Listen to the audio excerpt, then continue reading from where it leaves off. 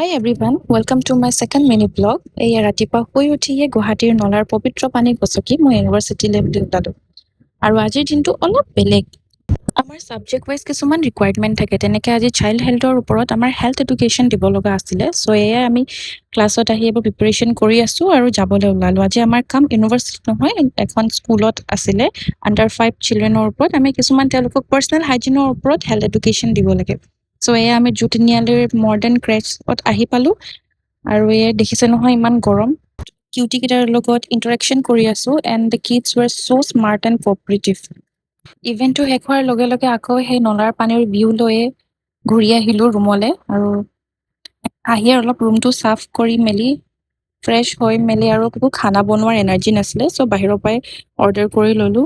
আজিৰ ভিডিঅ'টো মই ইমানতে সামৰণি মাৰোঁ আৰু যদি আপোনালোকে ভিডিঅ'টো চাই ভাল পালে তেন্তে জনাব। Thank U.